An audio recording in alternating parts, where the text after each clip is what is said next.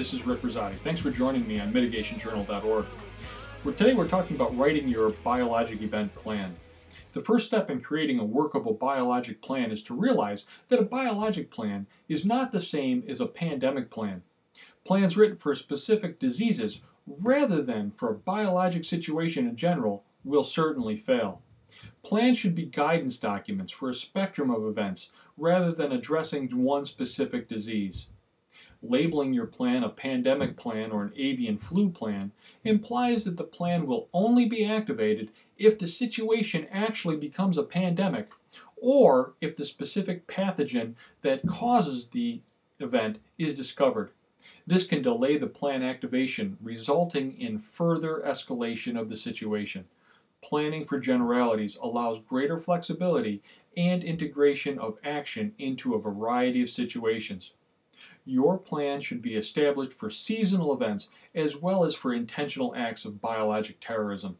Although the risk of a true biological terrorist event is small, the impact will be huge. One way to prepare for low-frequency, high-impact events is to look for other similar events to hone our skills. Seasonal influenza is often overlooked as an opportunity to test our biologic planning. Expected seasonal outbreaks of various diseases provides us with the opportunity to review our plans, test communications and public information, and even exercise what-if scenarios with tabletop exercises. The added benefit of this real-world exercise is enhanced preparedness for large-scale biologic events as well as improved response to seasonal or expected biologic events. Here are some keys for a workable biologic plan. Follow an established planning process. Every community and organization must follow a planning process. Establishing a consistent planning process helps reduce error in critical situations and supports positive outcomes. Planning in stages or granular planning allows for mistakes and ideas to be identified and explored. Identify a planning team and team leader. Written authority should be given to the team and team leader by the jurisdiction having authority. The planning team should conduct a threat assessment and a hazard analysis, identifying not only the probability of a biologic event, but the consequences as well. Conduct a threat assessment and hazard vulnerability assessment.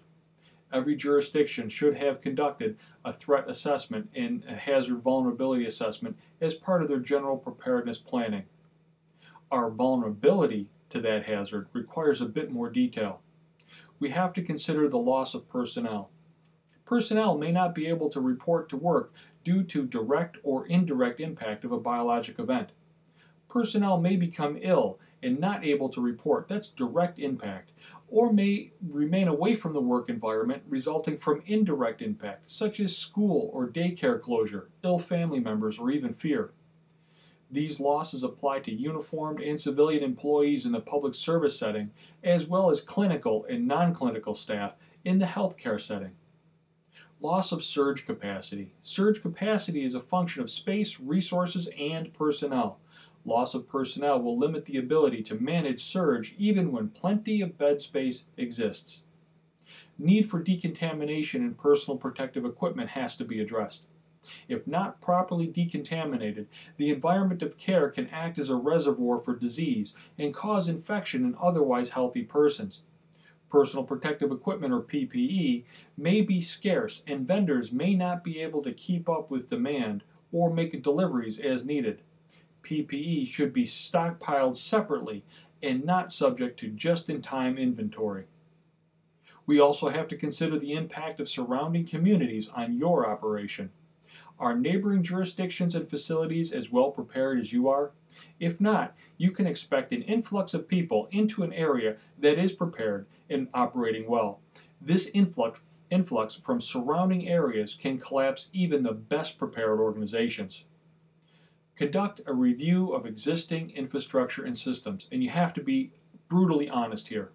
A proactive and constructive review of existing infrastructure will provide the framework for good planning.